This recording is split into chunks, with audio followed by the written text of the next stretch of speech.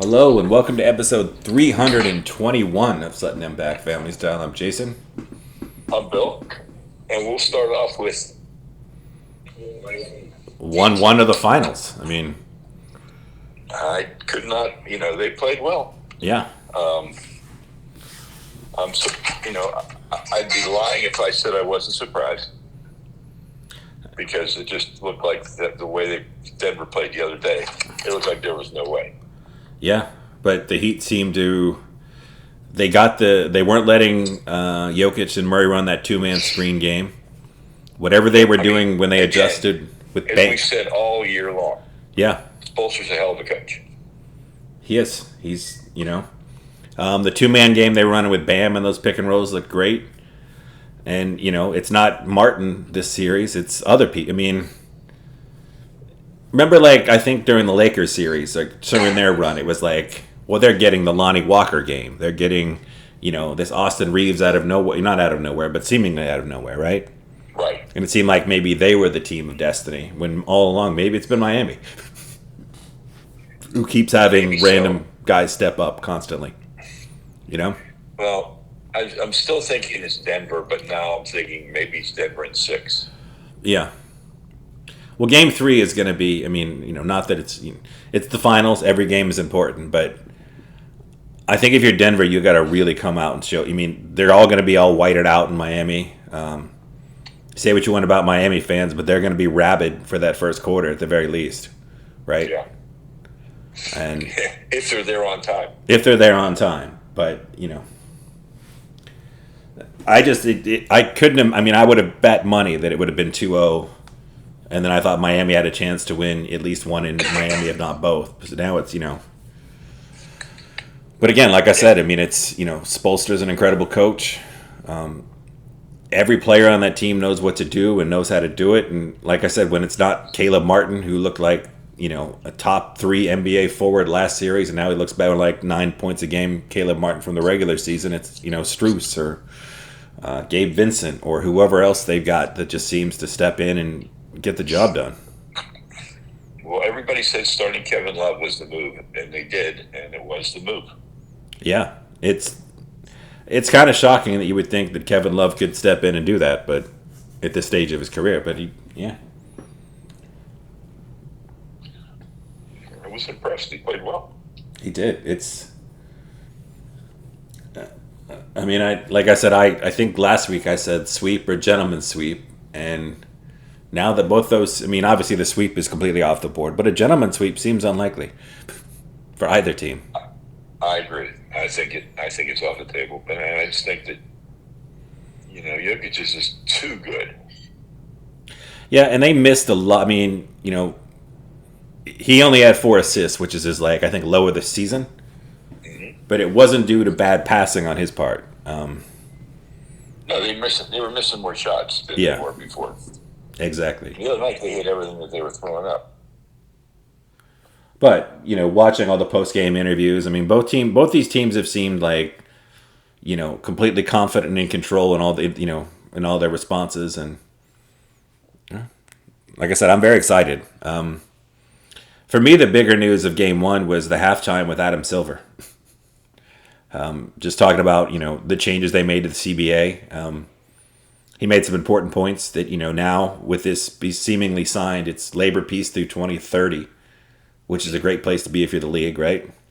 Right. He mentioned the midseason tournament and how he's like, I know it's not going to be something now. He's like, but eventually this should be something like in Europe with soccer, which he kept referring to European soccer. And twice during the interview, he also mentioned that the midseason tournament is not additional games. It's games you're already playing in the schedule outside of the Final Four, which would be in that neutral site, which they have not picked yet, right? Right. But he mentioned substantial cash prize twice during that interview, which is what we've said all along. You would need, like I talked to you a little bit offline. Like everyone's saying that Austin Reeves is going to get at least a 4-year, $100 million contract, and that's Austin Reeves. Jaylen Brown and Tatum are looking at $300 million deals. We're a couple years away from a $500 million player. So whatever that incentive for that team is, it's got to be. Do you think at least like $5 million a person for the winning team? At least I'm thinking that the winning team splits $100 million, Oh, okay. and the losing team splits 50 or 60. Okay. So that is substantial. Yeah. That is substantial. I mean, it's live TV It has to be. in the streaming era, so there's going to be no. I mean, live events are gonna, and again, it's special. Like you are taking regular season NBA games that I mentioned, on here that like, what do they really mean with everything else? And it's like, well, this is adding real meaning to middle season games. And if you get some playoff style basketball mid season, that'd be pretty exciting, right? Yeah, and if you think about it, it's gravy money because you're already getting paid under your contract for playing this game anyhow. Yeah. So this is like a bonus pool. Yeah. And if you're in a battle for a 1 seed or, playoff bound, like you said, outside of the Final Four, all these games are part of the regular season allotment of games. So they're important games for you to win regardless of, Mm-hmm. And he talked about the other parts of the CBA, trying to keep star players in their cities, Yeah. which people have pointed out the good and the bad. I mean, you'll have less probably giant player movement, but then you look at certain squads like in Oklahoma City, right? We've got Shea, who's clearly going to be, but then you got Williams, you got Chet, you got Giddey. So then you also wonder, like, with the way the CBA is set up, like, can you keep together these homegrown teams to the same extent? Probably not. I know the owners wouldn't want to vote for it because essentially it would be more money in players' pockets, less out of money out of theirs. Which again, not that they're not generous and they're sharing the league revenue and everything else, but it does feel like years of service should take off percentages on the cap for a home team. So like Steph Curry on the Warriors right now in year 12 or 13, is that what he's probably in? I think, give or take. Yeah. Maybe 14. Like he would, it's maybe 3% every single year is knocked off of the salary cap. They still have to pay him the money, obviously. But at this point in his career, only like 78% of his salary would count against the cap. If he remains completely with his team. And that would be the only way, That's an interesting way of looking at it, too. I've always looked like that on some level. Because I know as a Steeler fan, I always thought back to like Mike Vrabel. And it's like, well, here's a guy they took in the 6th round. On 6th round salary, and they helped build him up, and now they can't afford to keep him. But I do feel like if you draft somebody, like every year, every contract, a certain percentage should not count against the cap. But, No, I like that. I think that's good. And then I guess, like he's adding like an addendum to the bird rule. Exactly. And again, I don't know what owners would think of that, because on some level it allows them to keep players and keep continuity and keep competing for championships. But on another time, you're basically... Although it's sort of like going into the tax without going into the tax, right? Right. So maybe they would be down for it. I feel like other people would propose that, so it must not be popular for players or owners or somebody in there. I don't know why, but it just doesn't seem to be. That's interesting. Getting back to the Miami matchup, though, I was expecting Tyler Hero to be able to play, but it doesn't look like he is. Yeah. Well, with the way Miami's playing, it's Spoelstra, it's the Heat, they'd probably plug him in, he'd be great, but you kind of don't want to, I don't think you'd want to put him in the starting lineup at the very least, right? No. You want to use him as a sub coming in. Yeah. And then I guess the other big NBA news with the draft coming up is, what do you do if you're Portland? You got young guys like Shaden Sharp, Anthony Simons. You got the number 3 pick. And I don't know who you could trade those assets for and put next to Dame. That Dame would be anything more than a 7th or 8th seed, right? So then it becomes, do you move Dame? And you know what the most interesting destination that I've heard for him is? For Dame? Yeah. This one hits close to home for us. Orlando. 76ers. Orlando. Ooh. If you put him with Paolo and Franz and whoever else you could get, that's a pretty formidable team in the East, right? Yeah, it's much better than it's been, yeah. Because you got 6'8" Paolo is sort of your two guard, point forward, whatever he is. You got 6'10" Franz. You still got some of those other guys around the fringes. And then you add in a closer and a veteran and a nasty scorer like Dame. Like, that seems like the best basketball fit, is what people have said. And that the Magic have all their picks. They've got, Fultz and Jonathan Isaacs and a couple of young assets that maybe... I know Isaacs has been hurt a lot, but he's still a very intriguing 6'11" freak of an athlete. So I just figured I'd throw that out on the podcast because, we had season tickets to the Magic and went to many Magic games. It's an interesting possibility. It's the one that I think from who could afford to give up pieces and draft picks for him that would be exciting for, because they also have a lottery pick this year. So it's like, you keep the number 3 pick if you're Portland. You get Orlando's pick this year and probably, 2 or 3 picks in a swap. And then you get, a Fultz and a Suggs or, some kind of combination of young guys that doesn't include, Paolo or Franz. And then the Magic, I think you jumpstart your team, which I think is, was competing for the play-in already. Like, I don't know what you give up if you're Philly, right? Yeah, I don't know what you give up either. Because you already gave up all those picks. You basically have, You don't have much. You have very little in assets. It would almost be a 1-for-1 Tyrese Maxey trade, and that's not the trade Portland wants to yeah. make. And again, not to pile on to the Sixers or Daryl Morey, who we have piled on before in the past, but he held out all of his time for Harden, gave up extra picks to get Harden into this team, and in doing so, you lost Seth Curry, you lost a bunch of draft picks. And 2 years ago, you could have gotten De'Aaron Fox straight up for Ben Simmons, who's now one of the best young guards in the playoffs.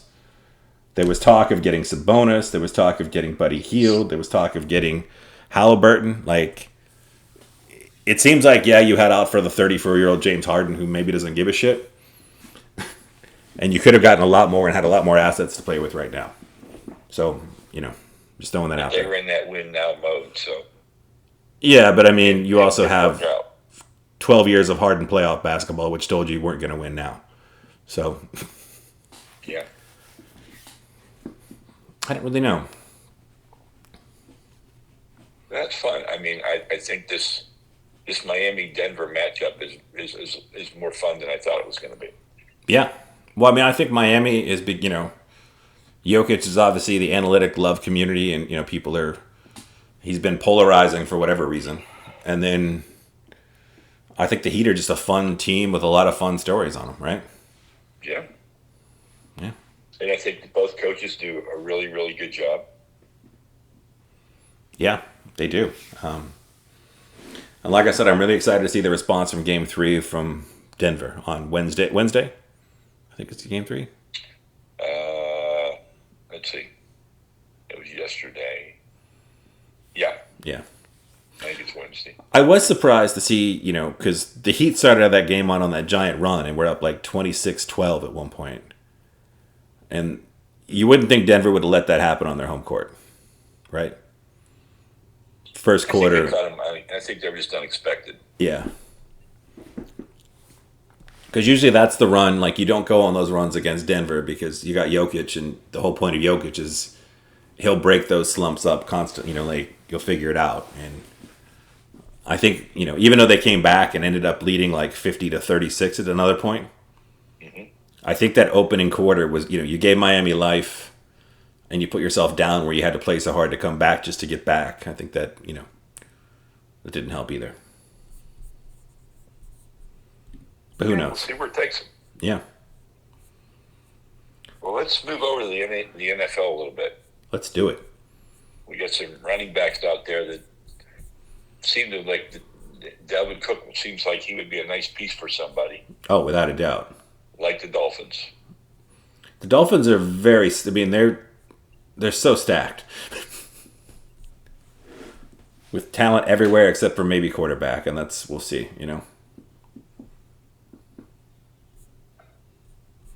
But I mean, you need to be as stacked as you can because you're playing with Cincinnati, Buffalo, Kansas City, and the Chargers. Yeah. I mean, you got to have multiple assets that can make a difference. I mean, there is talk, speaking of Buffalo, is that Dalvin Cook would join his brother in Buffalo and give Josh Allen sort of that, actual running back veteran presence that could really get the job done. Yeah, but they signed that linebacker today, so I don't know how much money they have. That's again the issue. Yeah, not a lot. Yeah, Not a lot. but like you said, you got Ezekiel Dalvin Elliott. realizes as a running back, you've only got so many years, so he's got to get paid. Yeah, you got Ezekiel Elliott out there, Leonard Fournette out there. I mean, there's a lot of veteran running backs, and then the other big story obviously is, somewhat built on reputation on his career is DeAndre Hopkins, who's a free agent, who, wants a deal like Odell Beckham Jr. got, which is $15 million plus incentives, and from what I've read is that he hasn't been offered anything more than about $2 million a year, and that the Chiefs would take him, the Bills would take him. And then I think other teams would be interested, but that nobody's interested in bringing him anywhere near what he wants. Yeah. Yeah. So. I mean, and you can't be that point where you're going to bring somebody in that's going to be disruptive to what you have there. Right. In terms of the salaries and everything else that you're paying. So that's also an issue. And you have role. Like, most teams are pretty set at 1-2 wide receivers. You're looking at your third guy, right? And, the Steelers, obviously, with our Pittsburgh podcast, ended up with Allen Robinson, who obviously never had the highs of D'Angelo or DeAndre Hopkins, but had a similar where he was really productive for a couple years and then has had a couple of off years. And he knows his role in the Steelers as a third or fourth wide receiver, and he's going to fit in where he's going to fit in. And you got to wonder, does Hopkins see himself in that role where, I mean, that's what makes the Chiefs, if you were looking to make a Super Bowl run and play for the best quarterback, it's going to be Travis Kelce, and then it could be you as the second most targets on that team, right? Sure. Whereas, I think Allen Robinson got damaged last year when he went to the Rams. Oh, yeah. And everybody had such big expectations that he was going to be this game changer. And he wasn't. And I think that's why it's kind of maybe one of the reasons he ended up in Pittsburgh as the third or fourth option. Oh, without a doubt. But like I said, I mean, you've got, Hopkins is coming off a half-year suspension and then a half-year illness. So,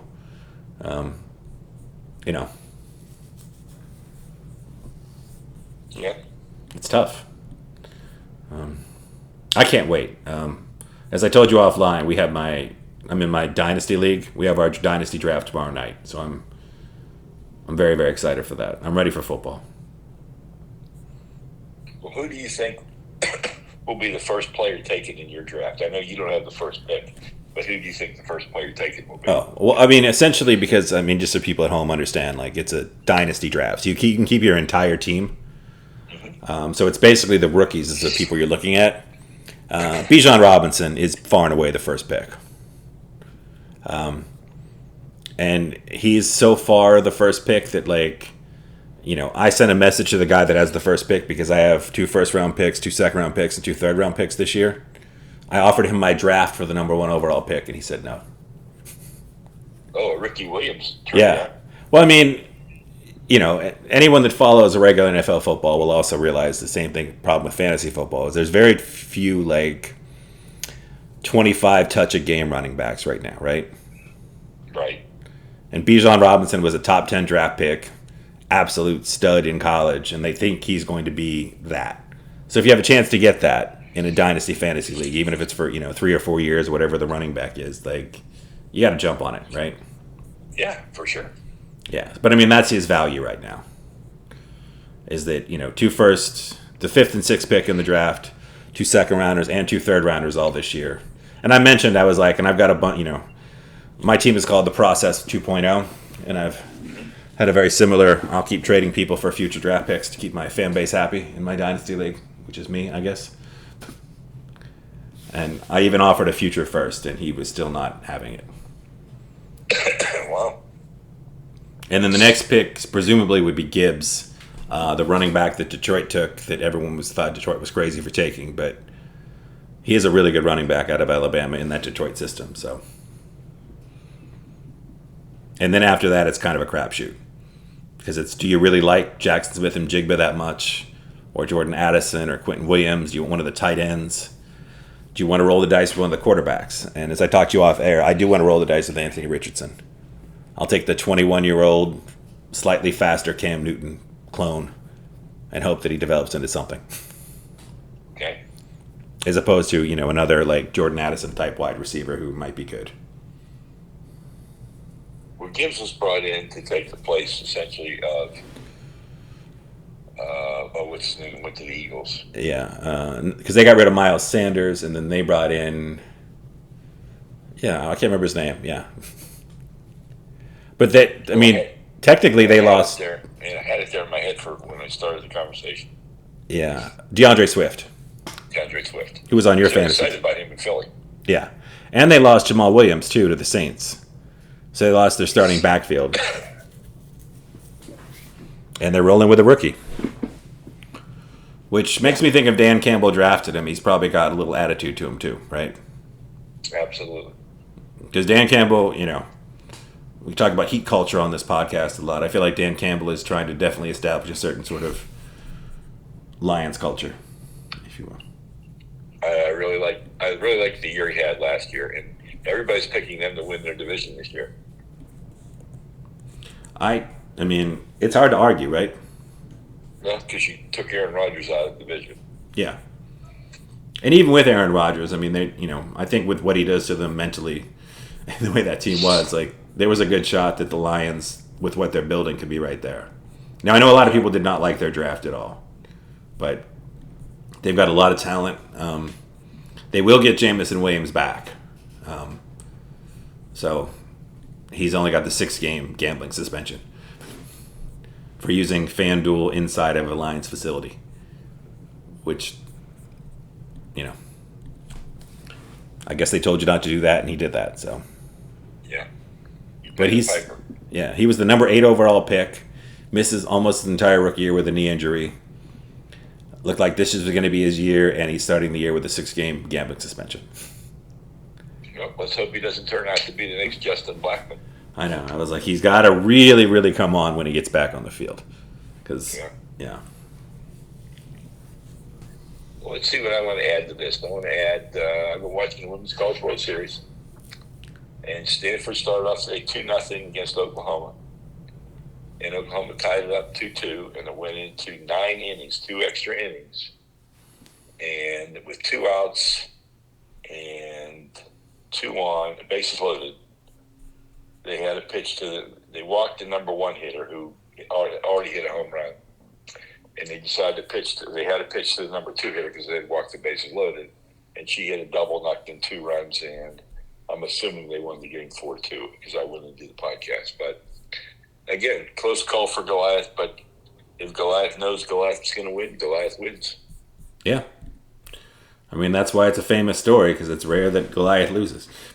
Yep. And so, and we said this last week on the podcast, I don't expect anybody to beat Oklahoma twice. So you can beat them once, you're not going to beat them twice. So I still look for Oklahoma to win. Now, Oklahoma will play the winner of Florida State and Tennessee. Yeah, Florida State, Tennessee play, and then Oklahoma will play the winner, and that will be one game. Well, best of 3. That'll be 2 in barbecue. Yeah. Also, I watched Jack Nicklaus's golf event yesterday, and I want to shout out to my Oklahoma State alum, Victor Hovland from Norway, who won the tournament in a playoff. It was an exciting match. And I was also excited by Oklahoma State guy Ricky Fowler finished in the top 10. So I've always liked Ricky Fowler, and he's fallen on hard times the last couple of years, but it's been fun to watch. And it was good golf. It was a nice course in our old, can't say hometown, but an old place where we lived in Columbus, Ohio. So that was kind of fun to watch. Yeah. Well, I think we have exciting in-person food moments this week, right? Oh, yeah. Because you and Mom came to New Orleans for the weekend. We were in New Orleans. Let's talk about Hi Hat. Okay. So we went to Hi Hat for I guess we call it brunch, right? I think so. 11:30 is that brunch? Yeah. Yeah. And great menu. Great menu. Stood in line to get in. And the place was open at 11:30. I would say by 11:45, it was either all the way full or there was one table left. And that was on a Friday too. Like Saturdays and Sundays are worse. Yeah. But I had a shrimp po' boy, and it was outstanding.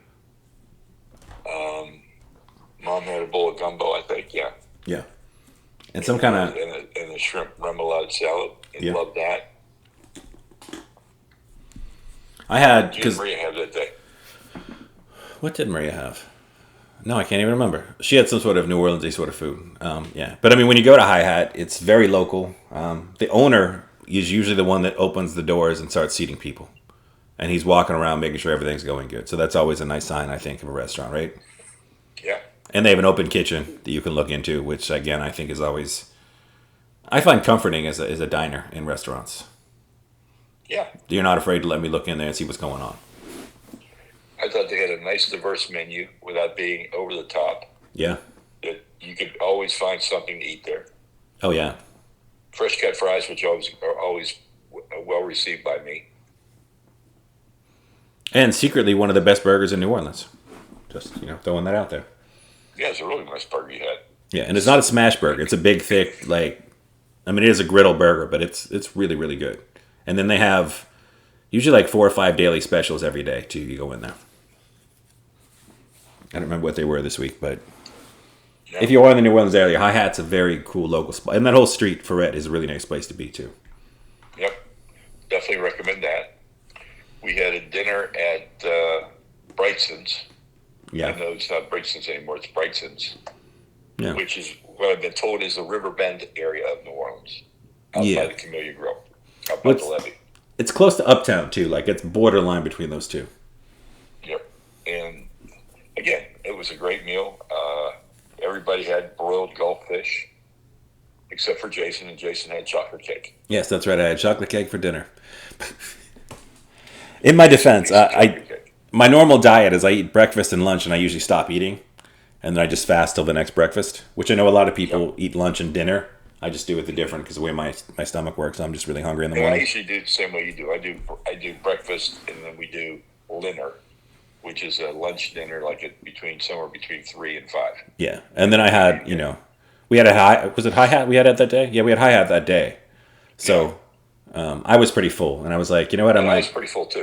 That was a good filling lunch. yeah, And a better scenario would have been we went to breakfast and then went to dinner. But this was still good. All worked out. We went to Ruby Slipper for breakfast. That was a good breakfast. yeah. Ruby Slippers. It's a chain down here, but it's a very good, solid chain for anyone, interested. And then we had pizza and movie, and was Z's. Z's, yeah, from on Barone Street. Very good pizza. Yeah, Very good pizza. Good crust, good cheese, good sauce. yeah. Z's is sort of the class of New Orleans. A nice option. And on the box of Z's, it says Northeastern style pizza, and I think it's very accurate that it is Northeastern style pizza. Right? Yeah, everything was good. I mean, it was one of those things where, when you hit it on all three, crust, dough, and toppings, then you got it. And it's too many pizzas that I get, it's great toppings, great sauce, terrible dough, or something like that. But this one had all three. Yeah. And as I said, that guy used to be a grip in the movies. Then he started. That was his official side hustle. Was on weekends. He was doing a pizza truck at one of the local bars, and now he is a full-time pizza person. Either way, he making pizza full-time now, and it's delicious. So, and if you ever go on Barone Street, it's a nice little area too. And there's a little bougie ice cream place next door, and a super bougie bakery across the street. So, you can make a whole little day of it. All important things. I think so. And for our entertainment moment,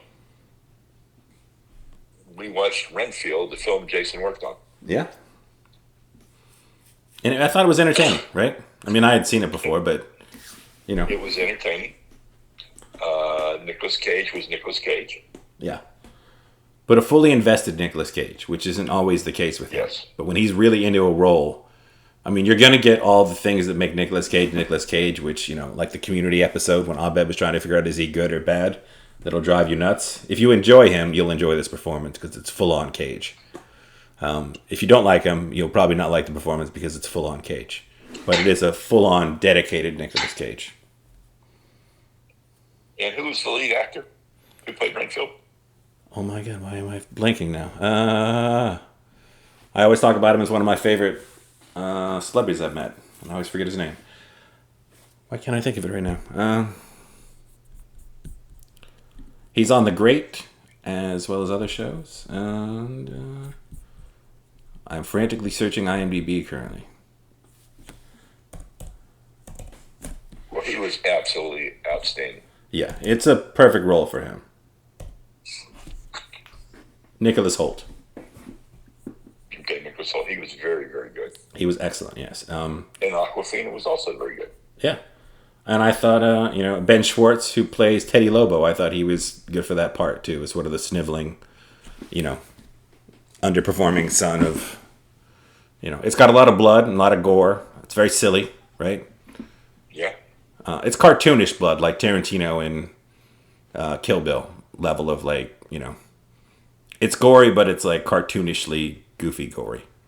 Yes. So, I mean, you should be warned if, it is a vampire movie about Renfield, so you're going to see a lot of, but you're also going to see, it felt like there was 3 or 4 times, too, where we all laughed, right? Oh, yeah. Yeah. It's got some really silly but clever moments that I think, I think people will enjoy. I think so, too. It was very enjoyable. It was a very fast movie. And then Jason introduced me to Bob's Burgers, and I thought that was pretty funny. Yeah, Bob's Burgers is an excellent show. We've been rewatching from the beginning, and you guys caught some of season 2. Yeah, and it's, like other great animated shows of the past, it's got those levels of jokes, Mm-hmm. In every scene you'll get,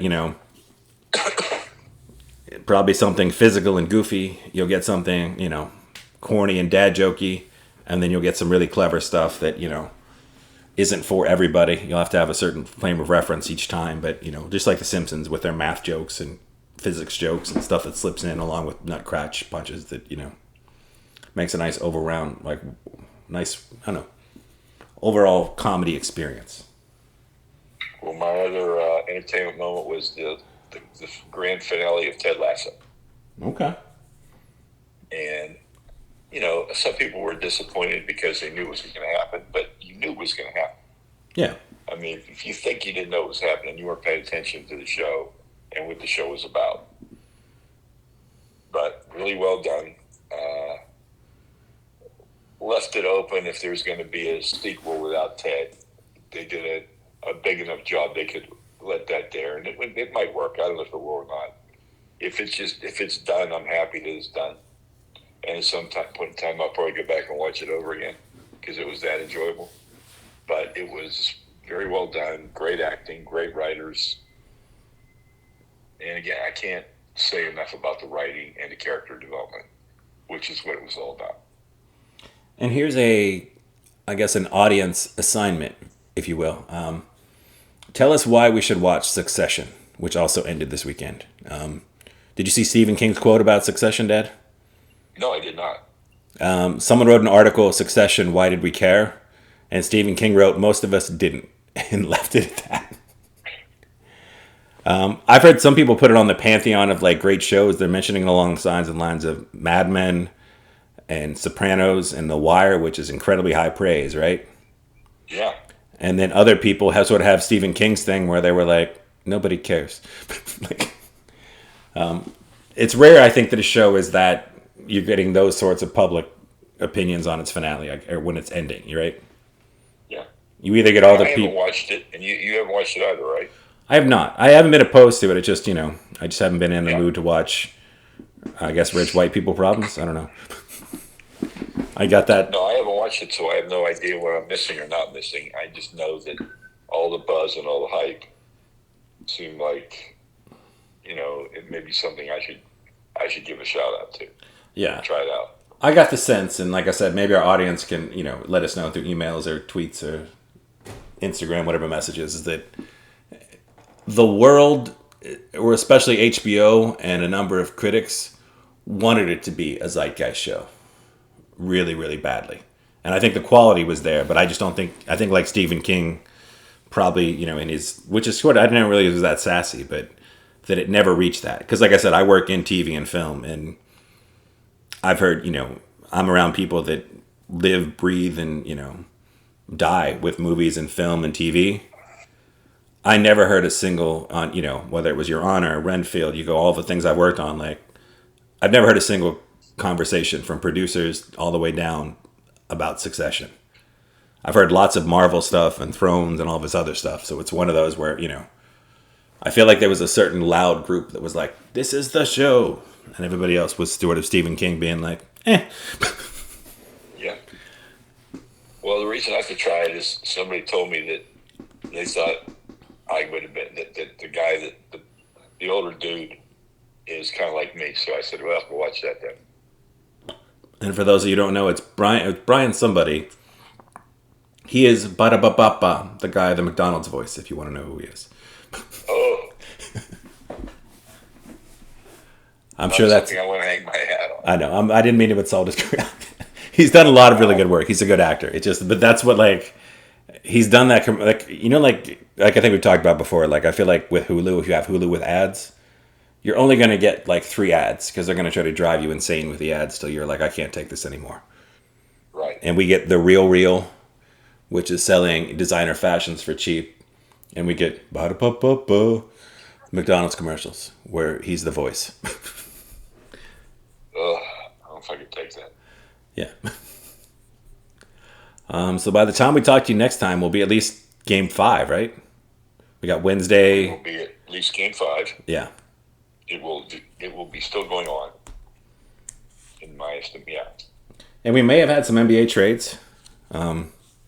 It's very possible. We might have some of this NFL stuff resolved. Yeah. Although it sounds like know who's in the Men's College World Series. Yeah. Lots of upsets in the Men's College World Series. So it's been intriguing. And I like when there's some. I don't like my fact my Oklahoma State Cowboys got knocked out decisively, getting beat by Oral Roberts and Dallas Baptist. Yeah, that's not good. And the other story I'm following, by the way, is will Colorado leave the Pac-12 and go to the Big 12? And if they leave, what does that do to the Pac-12, and who else goes with them to the Big 12? And, I think it's a decision's getting made sooner or later, because as soon as the Pac-12 unveils their television deal, which is not going to be as good as the Big 12, we'll see what happens. We'll see who stays. And then I guess I'll give you my Jason's Major League Baseball update. The Pirates are still in the wild card as of today. Yes, and they've won 5 in a row. And they're 6-4 in their last 10. They've won 5 in a row, and they're only they're a half game back in their own division. So, but they play the worst in baseball, Oakland A's, for the next 3 days. Yeah, but I mean, we're almost hard baseball to tell me that if the A's can win 2 out of 3, I wouldn't be surprised. But they do have, like the Brewers, who were in first place, have a minus 19 run differential. The Pirates are still plus 10. And they're still in contention 60 games into the season, which I don't think a lot of people predicted, right? Not even. And they have the number 1 pick in the draft.